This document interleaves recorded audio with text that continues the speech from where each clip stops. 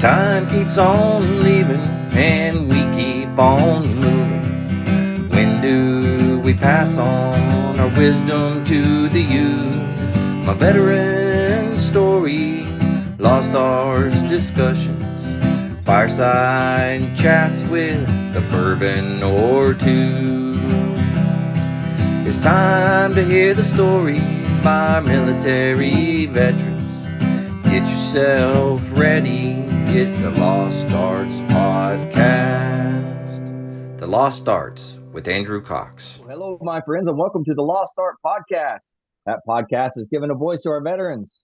On today's episode, we will be having a fireside chat where we'll be discussing a couple of books by Marine Gunnery Sergeant Jose Martinez. But before we get into that episode, are you enjoying the podcast? Then consider becoming a TLA patron. That's the Lost Arts patron. It is through donations that we are able to continue recording the podcast and getting our veteran voices out for all to hear. Just go to the Lost Art website and click on the Become a Patron link at the top.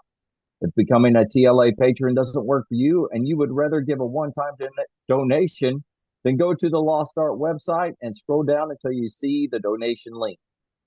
Any donation is appreciated. If you'd like to be a guest on the podcast and tell your veteran story, then email me at thelostartwithandrewcox@gmail.com. All right, so here we are.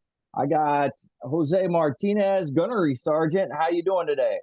I'm doing fantastic, Andrew. Thank you for having me. A pleasure to be here. Yeah, absolutely. I'm excited, man. You're out there in Hawaii, so isn't it time for surfing right about now? Just about. Boards, yeah. I apologize for that. Well, hey, why don't you, we'll start with like at the beginning for you, right? Just kind of talk us through where you're from, and then up through you joined the Marine Corps, kind of give us a little history on that and kind of why you joined and stuff like that. But yeah, the floor is yours. Go ahead. No, I appreciate it, man. Yeah, so Jose Montanez, born and raised in San Juan, Puerto Rico. I was in Puerto Rico up to my junior year of high school, and after that, I decided to move to Greenwood, Indiana, with my aunt and uncle there. I always wanted to join the military, or rather, since I was about 10, 11 or so, I wanted to join the military, and I've been kind of getting after, that. Of course, being in Puerto Rico, Spanish is my second language. I'm sorry, my first language, rather. I did learn to speak English in school there, but of course, it wasn't at the level that I thought I needed in order to become what was then my goal, being a naval aviator, right? So becoming a Marine was not on the cards at first. Right? So I moved to Greenwood, Indiana to course my senior year, improve my English, work on my all of the academic type stuff for the ACT, SATs, whatnot, whatever. My first goal, as I mentioned, was to become a naval aviator, go to the Naval Academy, and it didn't quite pan out, right? My ACTs and SAT scores weren't quite up to par in order to do that. Went to the Navy recruiter, that didn't quite work out, and obviously the Marine recruiter was the one that kind of snatched me, convinced me of becoming one, right? And I've been doing it ever since, right? That was over 20 years ago, right? And I'm still going at it. I love my job. I love what I do. As time goes by, of course, I'm starting to get worn down. It is what it is. I need to look forward to transition, right? No one can wear the uniform forever. Either we die, in combat or off duty. It is what it is, right? Or we have to transition out, right? So, and that's kind of the stage that I am in my life right now. I'm looking at creating other sources of income that can support my lifestyle, right? And I don't have to depend purely on my retirement. I certainly welcome it, and I'm extremely grateful for it, right? But at the end of the day, it's not going to be able to support the current lifestyle that the Marine Corps has been able to provide for me. And writing has been a bit of a passion for me for quite some time, right? I do a bit of writing already at work. I plan military operations. I'm an intelligence specialist, but based on my seniority level, I write a lot of reports, a lot of plans, a lot of orders, so on and so forth, right? So writing has been with me for quite some time. So I finally decided to do something about it back in 2020 And I started a little blog on medium.com, and I still have my profile, and that's one of my sources of income. And then late last year, I Right. decided to send it and start writing some books, and that's kind of how we came about. Yeah, absolutely. So currently you're in Hawaii and you're with, what was the unit again? Yeah, the unit is the 3rd Marine Littoral Regiment. Littoral Regiment. That's right. So it's all new. Yeah. I've not had anything to do with that. I'm sure it's awesome for you. You're going through all the kinks and starting that. I'm sure that's fantastic. But let's go back. I got a couple of questions for you. Sure. So as you were coming into the military, how was that for you? You said your language at that point, or English language, wasn't exactly where you needed to be. Did that affect you when you came in? No, it didn't affect me actually. My English was quite good according to everyone. We are our worst critics, right? But it was definitely good enough for me to be able to do anything and everything. It was never an impediment. No one ever felt as though I needed to improve upon it other than myself, right? And Right. that's me myself in my own head, kind of prepared for that. And I need to do better. And it was all academics, right? Like, I because the Naval Academy was the goal, I wanted to improve my ability in order to meet that ACT, SAT scores, right? Which Gotcha. didn't happen, right? But no, I mean, Puerto Rico, because we're a territory, we do learn English. Some of us Hmm. do, learn it better than others. It is what it is. I happen to be the latter. So I'm very grateful about that. But it wasn't an impediment. It definitely didn't help me meet the academic marks that I needed. Right. Yeah, that makes sense. All right, awesome. And you said you've done intelligence. Have you done that the whole time? Not the whole time. When I first began, I was an avionics technician, and I did that for about 3.5 years or so. And after that, I decided to do a lateral move and become an intelligence specialist. And I've been doing it ever since then. And that was 2007. That's when I made the switch, and I've been doing it ever since. Yeah, Okay, so you came out here to Virginia Beach where I'm at to the Marine Corps Intelligence School out here. Is that's that right. right? Yeah, that's correct. Very cool. That's who we fall under. That's when I was here on active duty. That's who I fell under. So Yeah, uh, no, and I can see. I think you have a 3MEF logo right behind you. I do. Yeah, that's that. These are bass drum heads because I was in the band, so I Right got to on. do it. I got one from every duty station that I went to, so it's pretty cool. Yeah, Yes, sir. they hooked me up pretty good on that. So, but all right. So hey, let's get into why. Why did you want to write these books? What was kind of your purpose behind it, and where did you see it going? Yeah, so I think the why for sure, right, was creating another source of income first and foremost, right? But behind that was more like now that I've always sought to be immortalized, right? But for something to last, right, you Hmm. have to write it down, right? You have to record it in a way, shape, or form. Right. So writing is my thing, right? That's what I really enjoy doing. So that's kind of what led me to, all right, let's write something of value to others, right? And thus my name would carry on with that value I was able to provide to whomever, to people, right? Did I have or do I have a number in my head, i.e., I want to help like 1 million peoples by the year 2025, an example, right? No, that is definitely not one of the goals. Now if it happens, then I certainly welcome it, right? And I'm certainly extremely grateful with it. But no, I think that the two reasons was that, right? Another source of income that can support, start helping me support a lifestyle as I transition. And I'm still on active duty, so it's not there. It's not like I'm making a fortune with the books, and I don't think that was ever the goal, but rather Hmm. have something that can carry the name and provide value to people.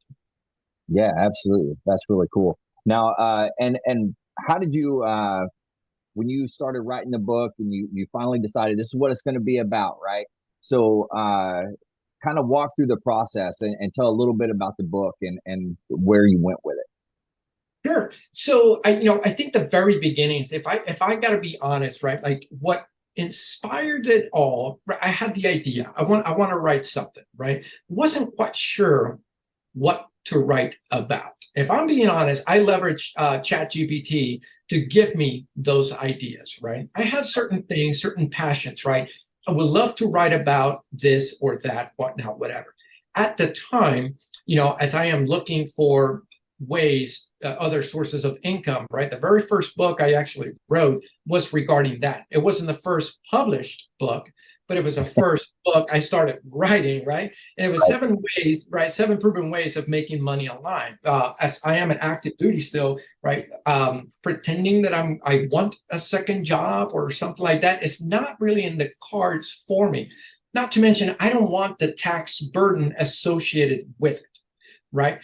I want to be able to kind of like break free from the traditional stuff, which I've been doing for the past 20 years. And I want to be able to earn money, serve people while having to go to an office, right? 2020, I think, was the year that kind of showed the world that is totally possible. Even the military realized that, maybe we don't need to do this. They won't say that in public, right? I mean, obviously they won't, right? And we need face-to-face, right? It is what it is. I still value that, right? But that is kind of what started it all. Leveraging AI, particularly ChatGPT and Bard, Google Bard, I was able to play around with the topics, and I finally came to my first book, which was 7 proven ways of making money online. Again, that was not my first published book. My first published book was Blogging on a Budget. And I was writing the 7 proven ways of making money online, right? That the blogging piece was kind of what came up in my mind, right? Yeah. And because I was already doing it with Medium.com, and I had a couple of other blogs going, but the one that I have kept up is Medium.com. So I decided to write Blogging on a Budget first. By that I mean I published it first, right? I published that one first. And I launched it, and after that, I finished the 7 proven ways, and I published that one. So that was kind of the why behind those books, and kind of how both of them kind of materialize on or about the same time. Yeah. That makes sense. Yeah. All right. Well, kind of walk us through the books a little bit, and kind of tell us the important things that you were wanting to get across, and just kind of walk us through everything about the books. Absolutely. I'll start with Blogging on a Budget first, right? And Blogging on a Budget was intended, right? I intended to write those to anyone that wanted to, 1, had a passion for writing, and 2, didn't know where to start. Because, man, if you go on Google or any other search engine out there, and you type in, blogging platform, oh my God, the options are just, insane. There's so many of them. Where do I start? Where X, Y? I mean, it's just too much, right? And I felt that at some point. I felt that at some point. So I wanted to provide something to someone wanting to start blogging. That is, 1, easy to do. 2, it takes minimal effort, and 3, it takes little money, right? Because usually that's the problem, right? You overheard costs, and it's like, okay, just go to this website and do X, Y. Okay, but by the time you set up the website for the minimum fee, you set up the actual, you buy a domain name, you get X, Y. You know what I mean? You're already $100 in, easy, and you're like, I haven't even written my first article. Right. Yeah.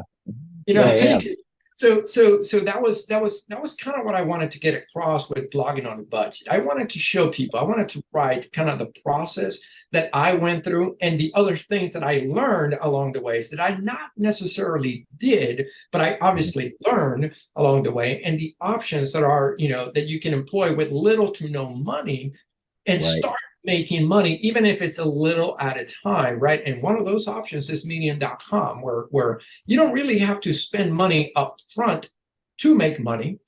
You just have to write, publish it, and then they change the rules, so it is what it is, right? But you can start earning money with Medium with very little to no money up front. Now, if you want to venture from that, which I included in the book, you can. There's other free options like bloghunch.com as an example, or blogger.com, for example, which is under Google.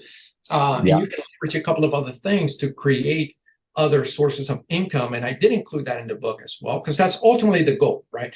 Those writers that want an option, a blogging option, and you can monetize it. And I wanted to bring that to light to people. So that was the kind of the progress, my thought process in the first book. On the second book, as I was researching, I wanted to narrow it down, right? There's many ways to make money online. Many. It's insane. It's stupid. Like, sometimes I see some of this stuff and I'm like, I've been wasting my time this whole time. You know what I mean? Like, I'm like, it can't just be that simple. Not easy. And I think that's the problem, right? People think that it's super easy to make money online, and to some it is. Right. It's definitely simple. It's not easy. Writing, for example, once you take off, man, you got it. But in order for you to take off, like, it takes a lot of time, a lot of dedication. So with the 7 proven ways, I narrowed it down to 7 ways, just to keep it simple to the reader. Right. It is what it is. Some of those ways is drop shipping. We know what drop shipping is. It's been around, I think, since starting 2014 is when On or About hit the scene. So drop shipping is still a thing. People say it's dead. Okay. There's a lot of online stores that I can see. That's a Shopify store. Yeah. I recognize the thing. Okay. All right. Okay. Right. No, I'm not going to hold it against it. I'm just saying. I can recognize it. Drop shipping rather is not dead. So drop shipping was one of them, and I did a bit of drop shipping myself. So I totally did not have the level of success that some of these stores have. But I do know the process, right? I do believe in it. I do like the business model. Did I fail at the time? Absolutely. Am I considering going back to it at some point? Absolutely, because I believe in the business model.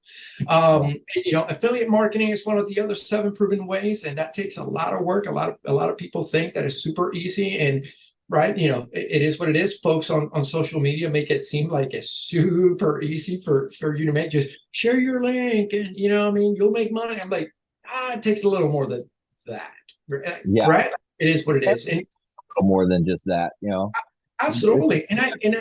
And I wanted to lay that, the foundation, right? Not only give them the hard truth, right, the cold hard facts to the people, but lay a foundation, a bit of a step process for them to follow, if they so choose, and explore that business model, because it's not for everyone, and I understand that, right? But that's why I provided 7 ways and not just 1 or 2. I give people some options. You can leverage one from the other. You can do them all if you really want to, right? But I'm a simple man. I like to stick to what works and what works for me, right? Because what works may not necessarily work for me. You know what I mean? So that's kind of how those two books materialize in my thought process behind it.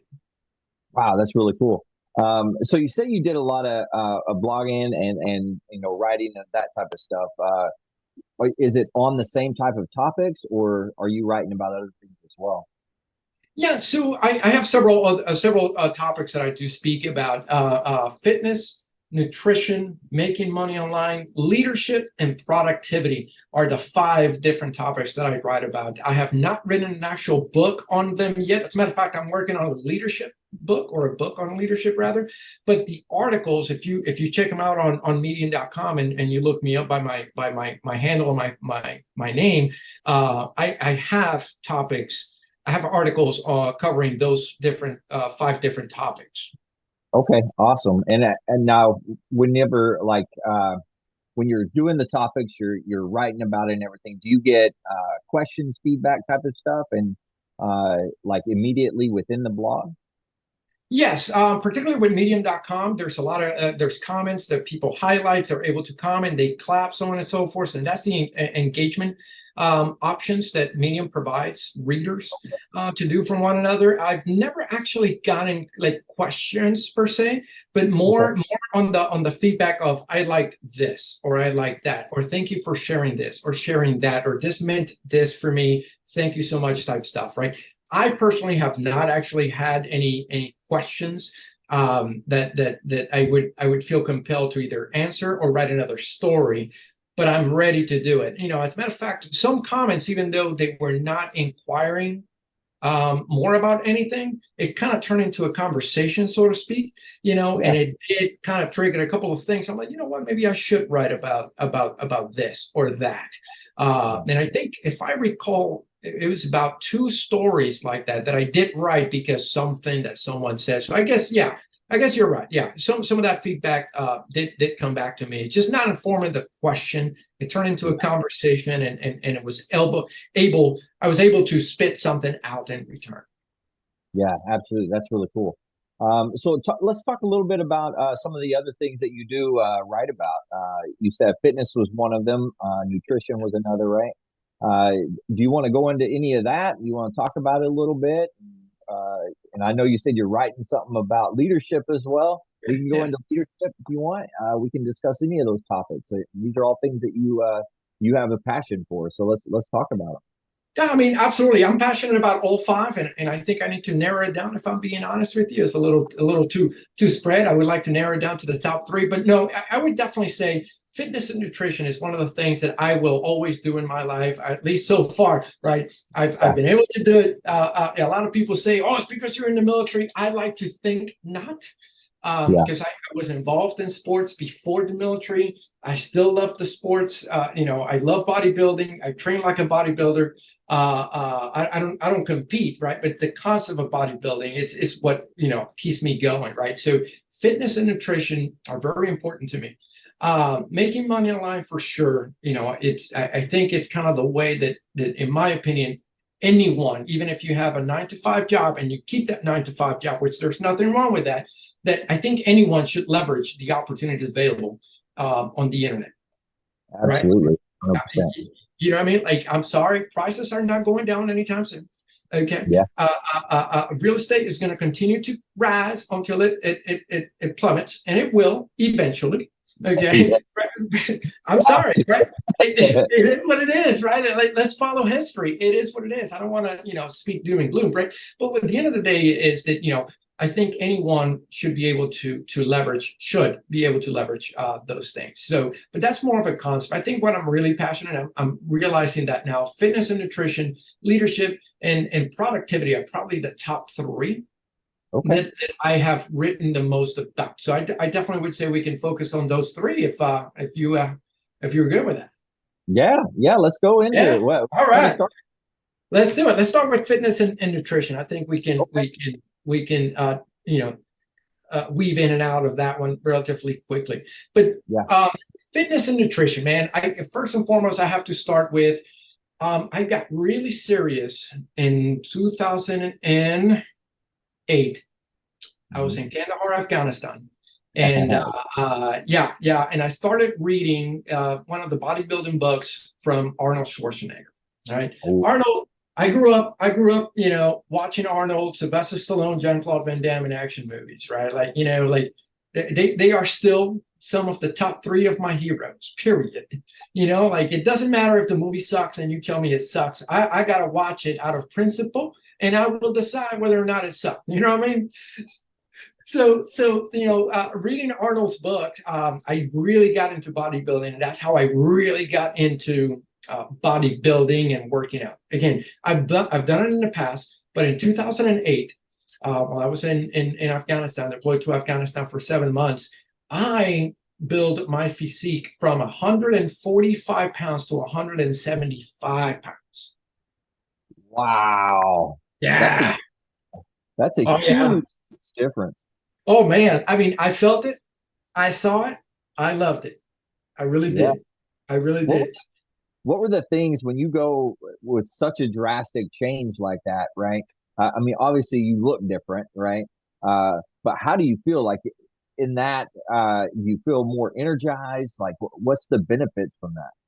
Yeah. So, man, I feel energetic, but I think I know what you're getting at. And I personally felt energetic because I'm a 5'7" dude, right? So 175 is about the sweet spot for me, for sure. So I think I reached my prime weight at the age, I was in my 20s at the time. I think I was 22 maybe.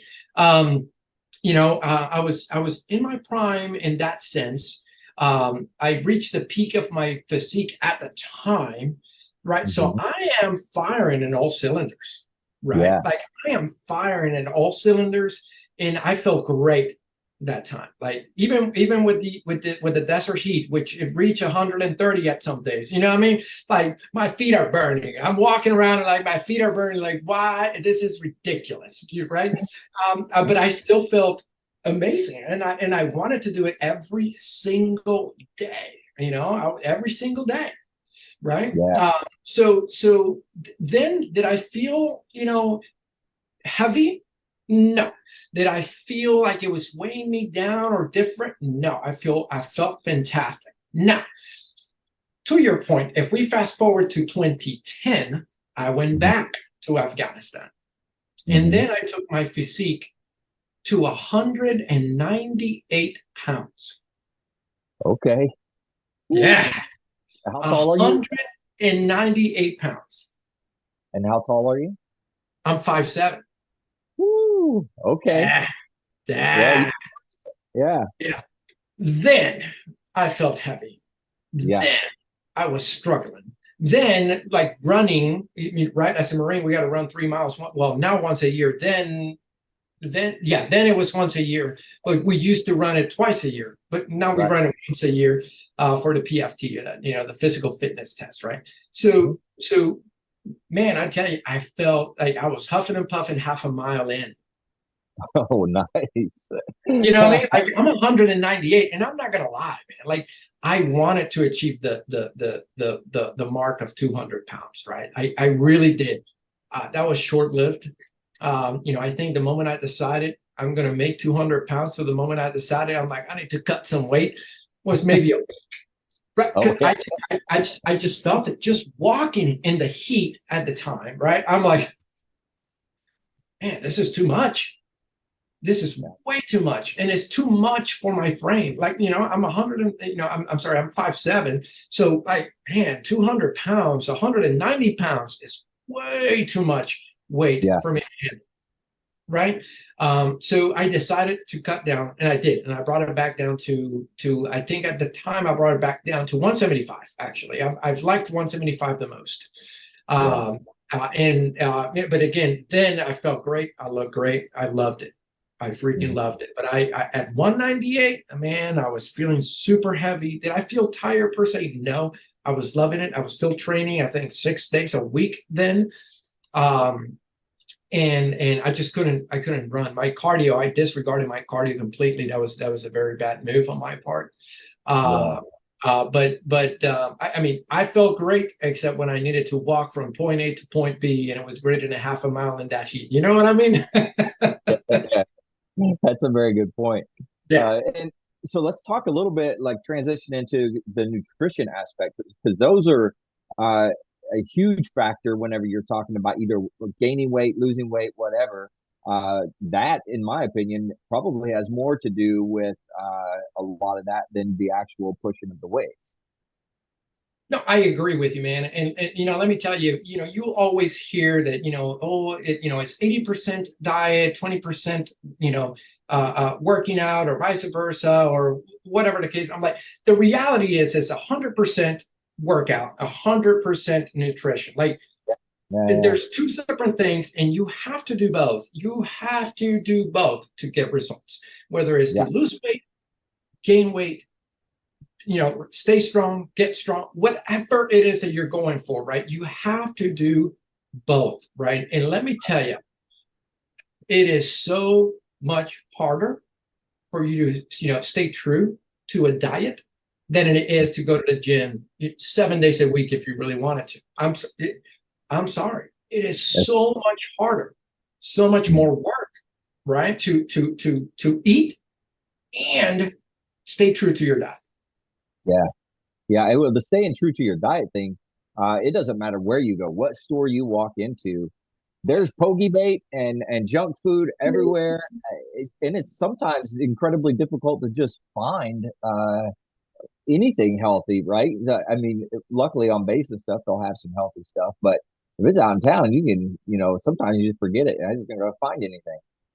No, absolutely. You are not wrong whatsoever. And let me tell you, the options, the options are, particularly when you're deployed, right? Like you have to be very selective with what you eat, and it is what it is. It's not like we get it, a 5-course meal when we're deployed or anywhere on base, if for that matter, so you have to be very selective, right? And when you're selective, the problem is when you're limited in choices. Your problem is you can't get enough calories in because of it, right? Yeah. And that is a challenge, whether you're losing weight or you're gaining weight. If you're gaining weight, it's a little more important, right? But you have to hit a calorie benchmark even when you're losing weight, right? Because it affects your hormones, which is extremely important. It affects your sugar levels, which is extremely important. Like your mood, because if you don't get enough carbs or some sort of energy, your brain starts, like, oh man, you just start not functioning, and it affects your hormones in such a level that it is what it is, right? Like you're not going to be able to function. When you're deployed, that's really what you're there to do, right? You're there to make mission, right? Whatever the mission requires. And if it requires me to be up for 72 hours, then okay. And I'll take cat naps and I'll have a lot of coffee, brewing in the back. Right? Right. It is what it is. That's what I need to do. And I can't do that if I am sleep deprived and I'm also, hungry the entire time. And trust me, I'll be snacking on XYZ, which may not be good for me, right? Mm-hmm. But that's where that discipline, that planning preparation comes into play, and it is extremely, extremely hard to do. And that is for sure. The most challenging thing anyone going into a body transformation can go through. Yeah. I agree with that. Let's switch for a second, because the majority of what I'm doing is interviewing veterans and things like that, right? So for the veteran community, right, we're out doing our own thing, trying to survive and just loving life, right? Because we're retired or whatever. What recommendations would you have for that group of people, the veteran community, as far as when it comes to nutrition, when it comes to working out, things like that? Well, I would definitely say let's stick to the basics, right? I think everyone inherently knows kind of what they could do to better their situation, whatever that is, right? It could be difference between you and I, no big deal. But I think everyone understands the basics of working out, whether it's going on a walk, going on a run, or just going to the gym and hitting some weights. Mm-hmm. Those are the very basics, the actual actions, that you need to take every day. And that is the other piece, right? Like you need to start doing it every day, right? And maybe you skipped it. That's cool, but you still got other 6 days that, you got to get after it, right? And it doesn't mean that we have to go, balls to the wall, 7 days. As a matter of fact, you're not going to be, even if you try, you're not going to be able to keep up with it. At some point, your body's going to it's going to shut down on you, right? So, but no, it's like, let's stick to the basics and let's try to do something every day, even if it's a little. It does not matter, right? Even if it's a little, let's do it every day. And I think those are probably the two things that I would let anyone know. Because oftentimes that's kind of what I see, right? Like we pretend that we do it once or twice and, well, I didn't get results. Well, of course you did. Like, what the hell were you expecting? You know what I mean? Like, let's be honest, right? Like, if I let myself go, right, and I blow up to 250, not in a healthy way, okay? Did it take 2 days for me to get from 175 to 250? No, it took years.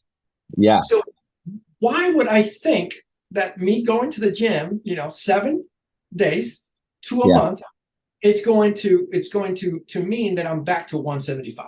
No, it's ludicrous. Okay. Now, if I pick an activity and I work on it at least, once a day, for a period of time, there's no magic number, right? For a period of time, but I do it every day that it becomes a habit, right? I'm going to start seeing results, right? And when I start seeing results, I'm going to want to do more of it because I want more of that result, right? I met my goal. So I think, those are the things, right? Like, as we, I'm not transitioning yet. I am looking forward to transitioning. So I obviously my perspective is a little different. My feelings on the matter are a little different, but I do picture myself retired, being done, and while I picture myself at a beach, maybe in Thailand at some point, like I don't see myself, like out of shape, right? In my mind, I'm still working out, right? I'm still looking as good as I can. That doesn't mean I need to be a model, you know what I mean? But I can look as good as I can, and I can still function. I can move, I can run, I can fight, I can defend myself, I can defend my family, so on and so forth. So to the veterans out there, to my brothers and sisters, that's probably what I would say. Like, go back to the basics. And if you don't know the basics for real, then that's fine. Reach out to someone. There's many of us out there. You can reach out to me if you really want to. But learn a basic physical activity, and then do it. Try to do it every day. I promise you'll start seeing some results. And of course, later, then start tweaking your diet, because you will feel and see the difference. So yeah, that would be what I would say to the veterans. Yeah. I had a master guns that would always say this. He'd say, it's real simple. And everyone would be like, okay. And he'd go, eat less, move more.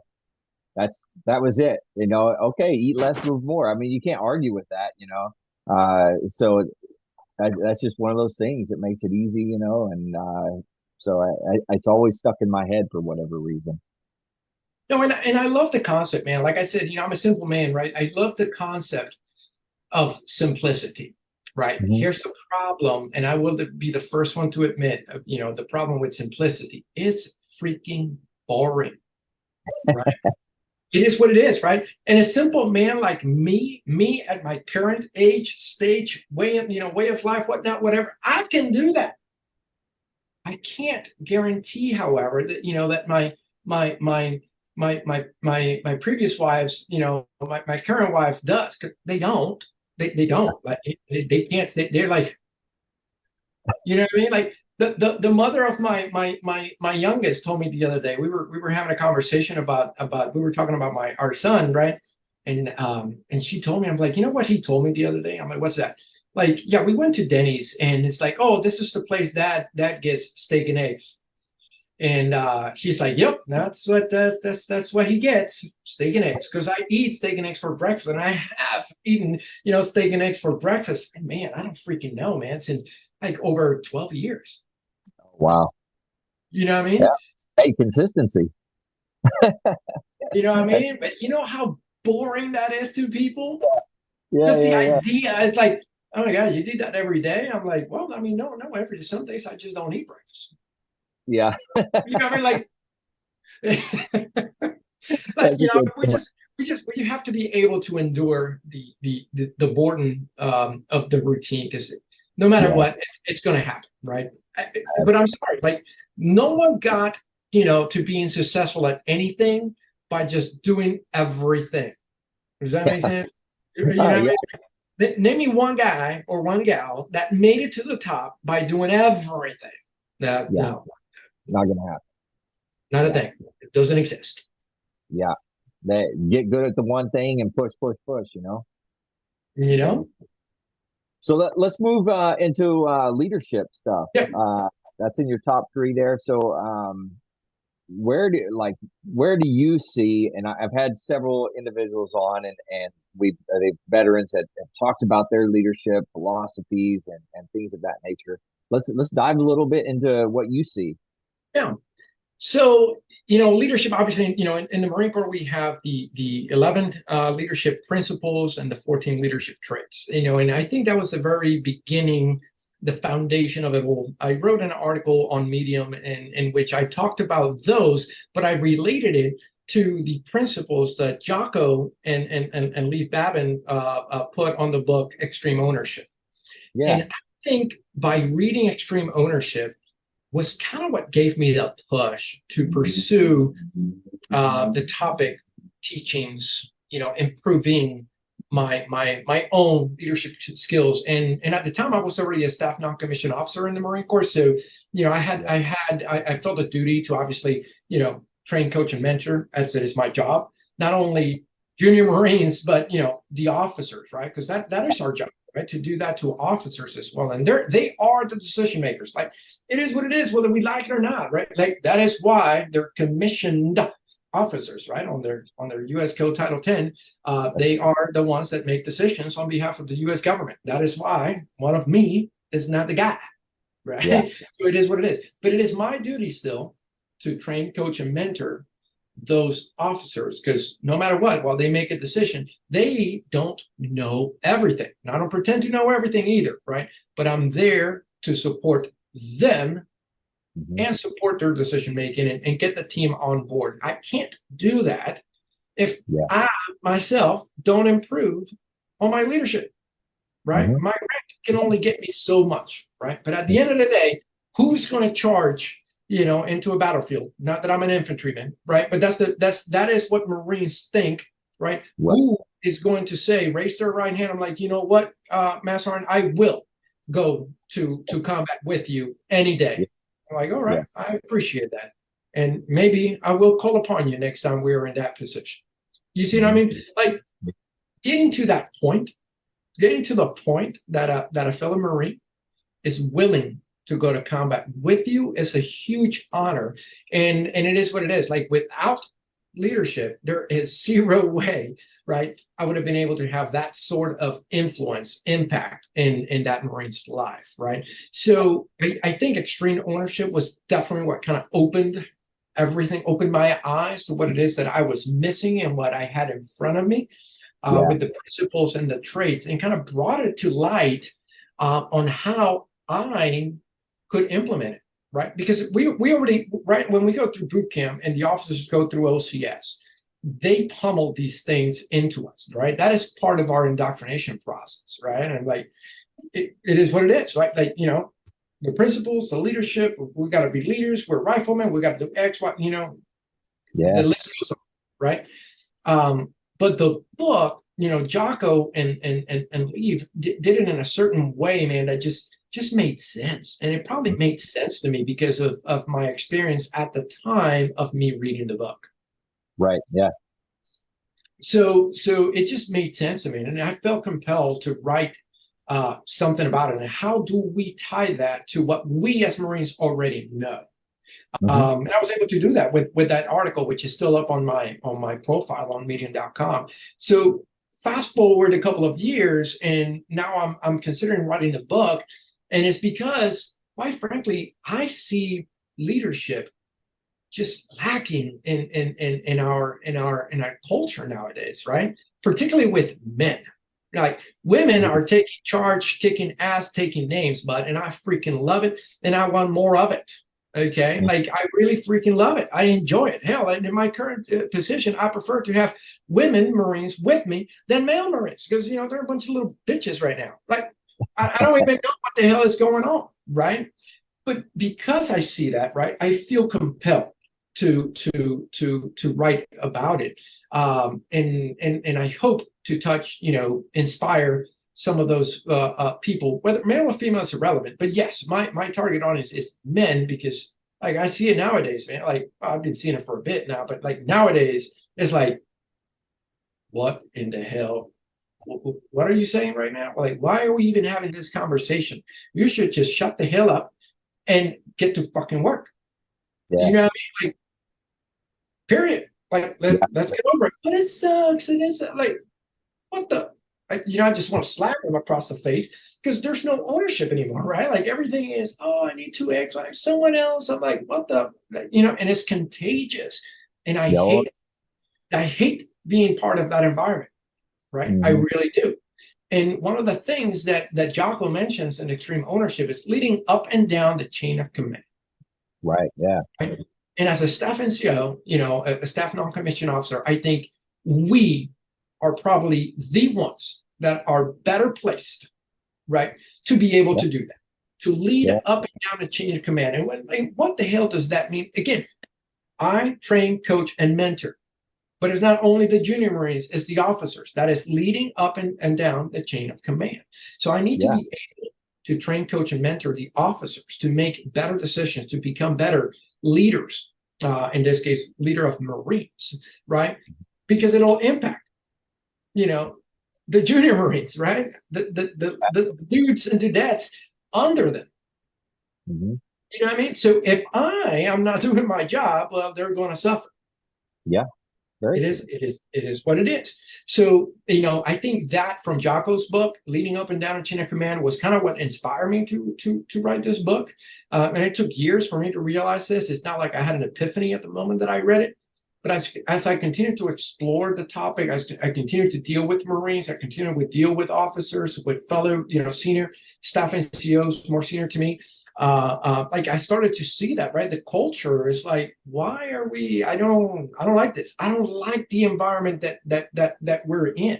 We used to be a lot more toward the, ask for forgiveness than ask for permission type dudes. And there's a time and place for that for sure. But nowadays we're lacking action because we're afraid of whatever it is, right? And that, in my opinion, is a lack of leadership, not only in us, but those above us, right? Because those that are at a lower level, so to speak, right? We are not doing our jobs and making those guys up there comfortable with what the hell they're doing or what the hell is going on, right? Yeah.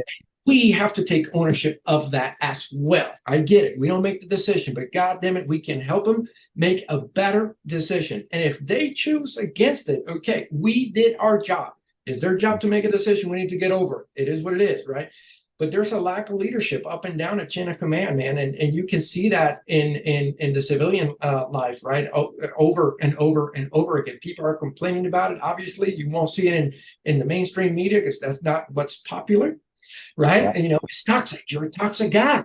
And maybe I am, man. Maybe I am, and I'll accept that. But God damn it, we need more people to take charge, right? And unfortunately, we don't see that a lot nowadays. And I hope to bring something of value, inspire people to really take action, whatever that is. Of course, I certainly hope it's good action or action for good rather than for bad, for the worse. I can't control that, but I certainly want to inspire people to learn how to lead themselves first and foremost, and later lead a group of people for a positive outcome with this book. So that's kind of what I'm going for. Yeah, that's awesome. You were talking a second ago, and you had mentioned men, right? And they're not acting like men. I've recently have done some podcasts where I talked about is a book called Mansfield's Book of Manly Men, and it's a fantastic book. I encourage everybody to read it. And it's not a sexist book or anything like that. It talks about men and how men do things, right? And absolutely incredible book. I encourage you, if you haven't read it, go read it. It's an awesome thing. But it goes right along with what you're saying and how the culture of men is getting lost, or being a man is being lost. And I agree. We got to get back to it, and you're doing the right things. You're trying to teach your junior Marines. You're trying to inspire your seniors. So keep doing what you're doing on that end. I mean, we'll get there eventually. No, I think so, man. I think so. And whether we do it by our own decision or circumstances, the environment does it, forces us to do it, right? Right, it is what it is, right? It's that poem that, hard times create strong men create good times create weak men create hard times, right? So we're on that tail end already, but it's like, so something will happen in the US of A, and it's going to break my heart when it does. It really does, right? Because we did it to ourselves. Something is going to happen here in the US that is going to force us to change. And it's extremely sad because the Iraq-Afghan war has taught us that all of our lessons, we pay with blood. Like, why, man? Why? Just look at history. Why are we not studying history? Well, we know why. There's an agenda. It is what it is. Not the topic of discussion. You know what I mean? But it's there. It's there. We have access to the internet. God damn, we're walking around with a computer in our pocket. It's Yeah. like, I'm sorry, it's not anyone's responsibility to educate you. At some point, you have to take ownership of your own education, right? And it's Very there for you to read. So, you know what I mean? But yeah, no, I certainly hope that like, and I'm not the only one doing this work, right? There's a lot of people that are inspiring me out there doing the work. A lot of people. I don't think it's enough of us doing it, that's for sure. But by God, there's a lot of people out there doing that, and trying to bring the manly back, right? Bringing men back to do what men do. And it's not a popular topic, man. Like, a lot of people get offended at least. I'm like, in my opinion, like, I don't give a fuck. Get over it. Like, get over it. Like, that's not the point. But you want to oppress me. I'm like, does it look like I'm oppressing you right now? Well, I'm offended. I'm like, am I slapping you yet? No, then no, you're not impressed. Like, shut up. You know what I mean? Like, it's the whole idea, and it's, again, it's contagious, because even you see it in the military. You see it in the military, now, particularly the Marine Corps. You start to see that, with some of the junior dudes and some of the staff and COs that are somewhat junior in age. It's like, what the hell are you talking about? Like, this is not how we do business. Well, yeah, like, stop. Just stop. You know what I mean? So it's a cultural thing, and we need to address it. We also got to be sensitive to the fact that is society, right? That is American society, right? So we have to do it, and I do understand this, regardless of how I feel about it. Like, they are our neighbors, they are our brothers and sisters, out there in American society, right? Like, it is what it is. And I need to understand that. I need to empathize with that. That does not mean I need to stop leading them because they feel a certain way or they see it differently. No, if anything, that is exactly why I need to continue doing, right? And not exclude them or ostracize them or segregate them. No, none of that. They are part of society, right? Like, they are part of the American society, and by God, like, we need to stand by them as well, right? Period. And I think there's some of that going on as well. Like, we want to, and I'm not like, oh, be all inclusive and all that. No, there's a reason why we have groups. Like, get out. Like, I'm sorry. We're here to move in this direction. Do you want to go in that direction? No, then get the hell out. Yeah. And we're so afraid to say that nowadays, right? But that is kind of what we're talking about. Like, are you here to move in this direction? Yes. Okay, go on. But I don't think that's what, like, just keep talking, keep moving. And at some point, I'm going to tell you, shut up, because we need to focus. Yeah. You know what I mean? But being in a respectful manner, and I think respect, man, has been gone. It's just washed away from American traditions, in our way of life and our way of living. You just don't see it anymore. You see it more in the South, of course. And oh my God, I enjoy every time I go to the South because of it.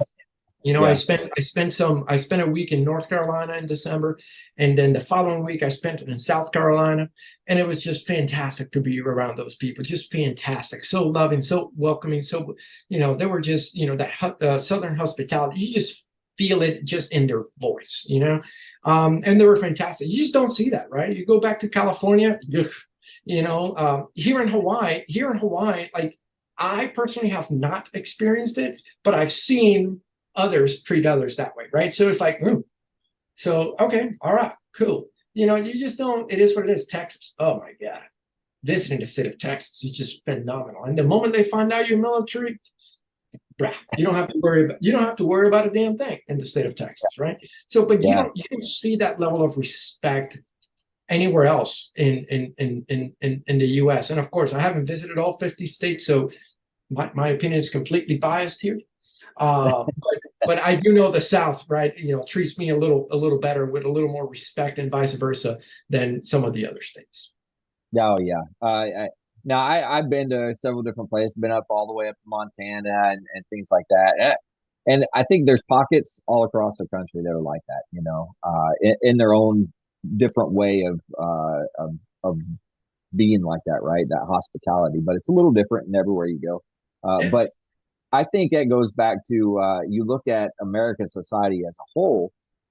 I don't think the majority of the American society uh, is rude or polarized or anything like that. I think the majority is in the middle.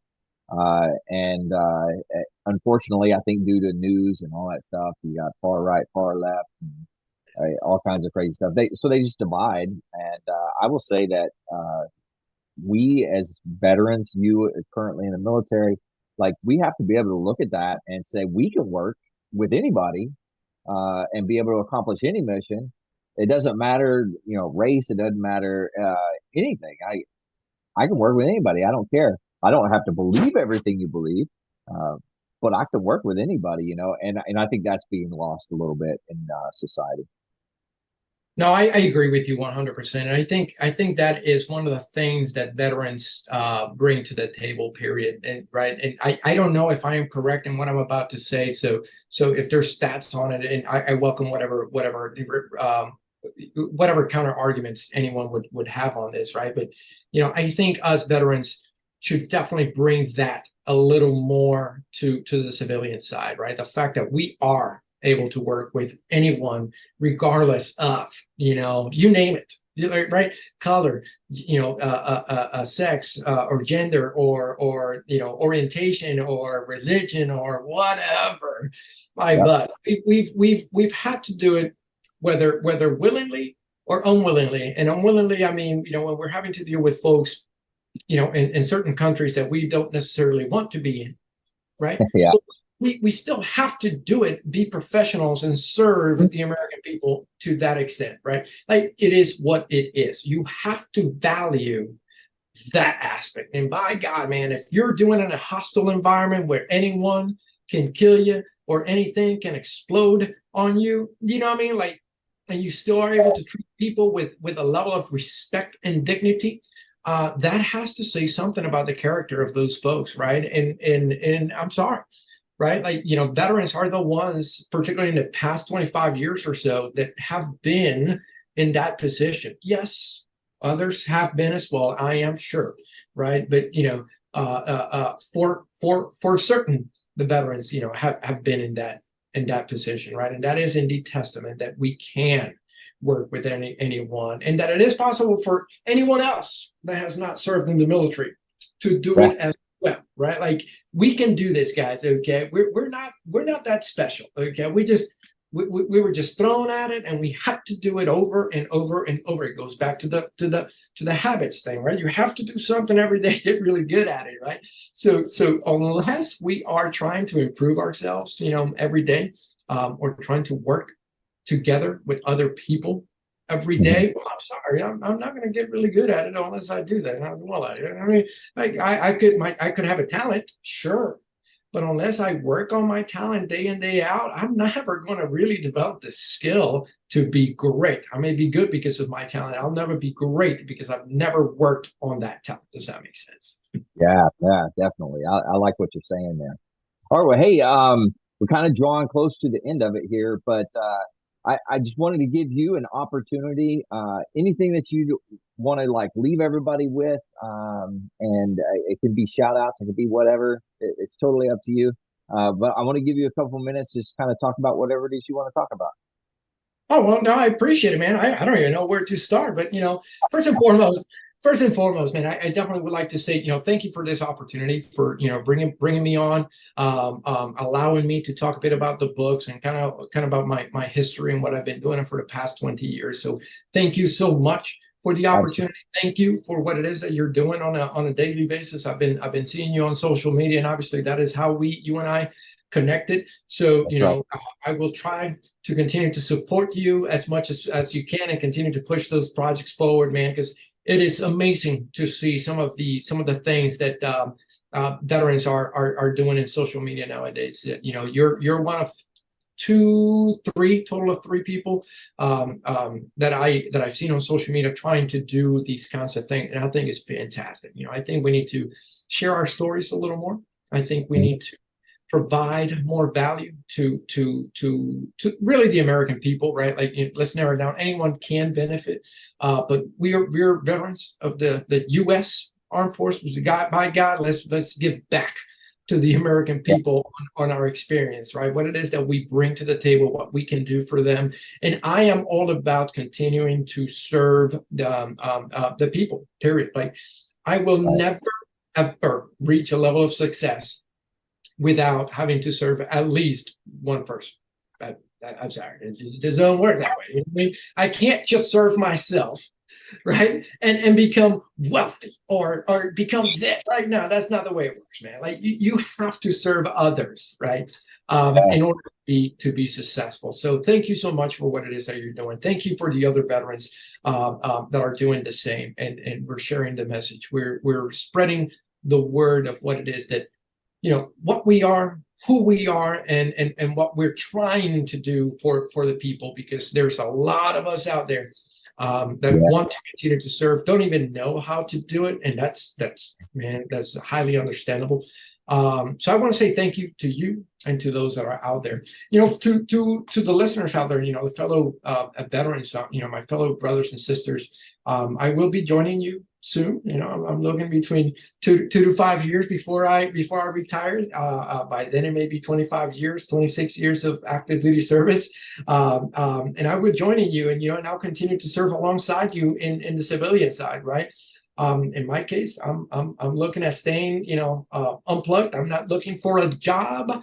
I will continue to work, and I will continue to work for you and for my family, and continue to provide value in whatever way, shape, or form I can. So definitely feel free to connect with me. You can find me on Facebook under Jose Montanez. You can find me on Instagram, Jose.Montanez18 as my Instagram handle. If you're interested on some of the work that I do on Medium.com, you can look me up under Jose-E-Montanez18. That's my handle. You can find my profile there. Obviously, you can find it through my social media profiles as well. So you can see some of the written work. And if there's anything that I can do for any one of you, please, definitely connect with me. And if you need a writer of some sort, man, let's, hit me up and we can work something out for sure, because I want to serve, right? I want to serve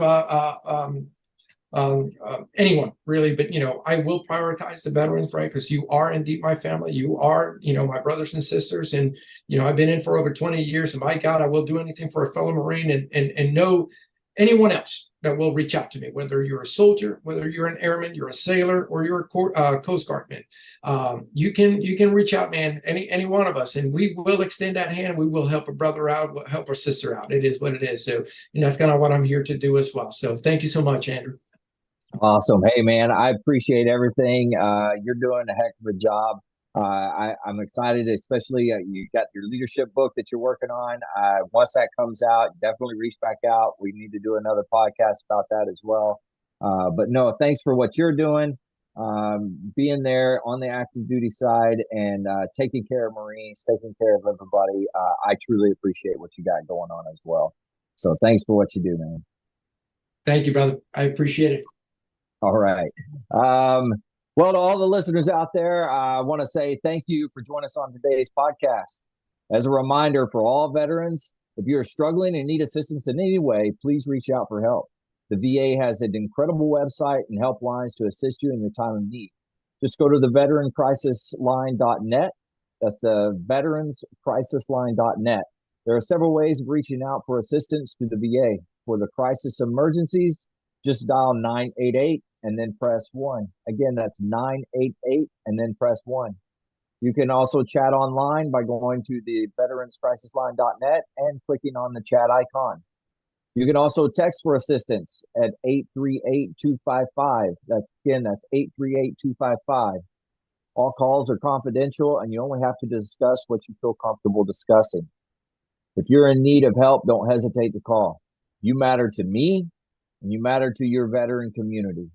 One veteran suicide is one too many. Thanks again for tuning in. Don't forget, there are new episodes of The Lost Art with Andrew Cox podcast daily, Monday through now Saturday. So stay motivated and change your socks.